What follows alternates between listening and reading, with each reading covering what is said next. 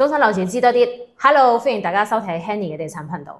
據我所知，我哋嘅香港朋友就係嚟到內地呢邊度假同埋退休，核心嘅需求咧就係要安靜、空氣好、環境靚，釋放喺香港生活嗰種高壓同埋鬱質嘅精神狀態。但係咧，佢哋又同時希望享受到便利嘅生活啦、交通啦、醫療啦。正常嚟講咧，喺市面上嘅別墅有山有水、環境好靚嗰種位置，一定係偏嘅。而地段好、配套齊全嘅環境同埋空氣咧就一般般。無論喺我哋中山或者係其他城市，其實都係一樣嘅。但係我覺得中山有一個別墅區咧，可以話打破咗呢一種限制。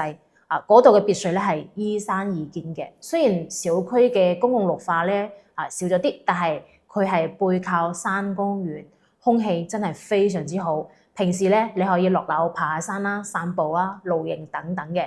睇到呢度，你唔好以為呢個位置真係好偏嗰種。其實呢個小區門口咧就有非常之成熟嘅商業配套啦。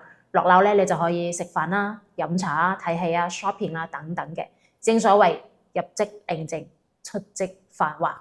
無論係你自住或者係退休，都係非常之 nice 嘅。今日呢一條影片咧，我要同大家分享嘅樓盤就係位於我哋中山市神灣鎮中心嘅新時代南灣。接落嚟嘅時間咧，我將全面拆解呢一個樓盤嘅優劣勢，仲有佢最新嘅一個銷售情況啦。佢係一個集別墅、住宅、公寓為一體嘅一個大型社區嚟嘅。別墅咧總價係百幾萬到300幾萬，有毛坯啦，亦都有精裝嘅。仲有總價30幾萬到40幾萬嘅70年產權嘅精裝修公寓，仲有單價7000幾蚊嘅精裝住宅。仲有一樣適合你想喺中山度假同埋退休嘅朋友就係冇行開啦。咁第一個先講佢嘅一個區位優勢方面啦，佢係位於呢個神灣鎮中心嘅一個黃金地帶一路之隔咧就係神灣最熱鬧嘅一個中心區啦。周邊有飯店啦、市場、酒店、KTV、電影院等等，吃喝玩樂配套非常之齊全嘅。交通便利啦，出門口咧就係主幹道一個神灣大道啦，周邊有中山嘅一個西環高速啦、105國道啦、固神公路啦、港珠西線高速等等嘅，30分鐘咧就可以到我哋中山嘅主城區，30分鐘咧亦都可以到珠海啦、澳門啦，8分鐘咧可以上到港珠西線高速，半粒鐘咧可以到我哋嘅港珠澳大橋口岸啦。第二個產品特點方面呢個別墅產品咧涵蓋咗呢個聯排啦、雙拼啦、疊墅等等類型嘅。佢嘅面積咧係從168平方到389平方不等，有部分嘅戶型咧可以精裝交付，適合追求一個高品質居住體驗嘅購房者。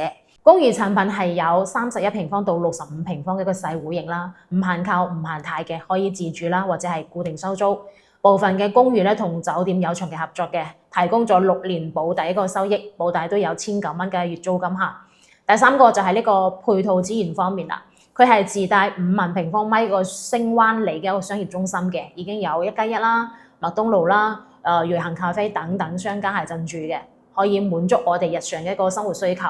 周邊咧仲有神灣嘅一個新城幼兒園啦、神灣嘅一個中心小學啦，同埋神灣中學等等一個教育配套，以及神灣醫院等等醫療配套啊。第四個環境同景觀方面，佢係背靠國家級嘅3A 森林公園亞繼山，小區嘅綠化率咧係高達35%，環境優美，空氣清新。部分嘅別墅咧可以望到呢個山景啦，或者係呢個西江嘅全景，適合中意呢個自然景觀嘅購房者。好啦，咁我哋優勢方面講到咁多，接落嚟咧我要談一談佢嘅不足同埋局限啦。有一部分嘅戶型咧，佢嘅窗係比較細嘅。樓梯型嘅疊墅咧，後期唔可以加裝電梯，可能會影響到你日後一個居住嘅舒適感。因為呢個別墅產品嘅戶型係真係比較多嘅，希望有機會咧 Henny 可以帶你嚟現場一一體驗。仲有呢個項目咧係而家處於一個尾盤嘅一個階段啊，可以選擇嘅房源咧真係非常之有限。比如話下疊帶花園嘅，仲有雙拼嘅房源咧，真係唔多噶啦，買一套少一套。總體嚟講咧，新時代南灣係適合追求呢個高品質居住環境，注重呢個交通便利同埋配套齊全嘅購房者，尤其適合本地居民啦、港澳人士咧以及投資嘅人士。如果你注重呢個性價比啦同埋自然景觀嘅，可以優先考慮別墅產品。如果需要細戶型嚟投資啦或者係短期居住嘅，公寓產品咧對你嚟講都係一定有吸引力嘅。中價30幾萬到300幾萬都有啊，任君選擇。好啦，咁呢一期嘅節目咧就到呢度啦。如果大家需要呢個項目嘅詳細資料啦，可以喺評論區打出嚟同我講，或者係影片嘅右上角揾到 Henny 嘅聯繫方式。咁我哋下期再見啦，拜拜。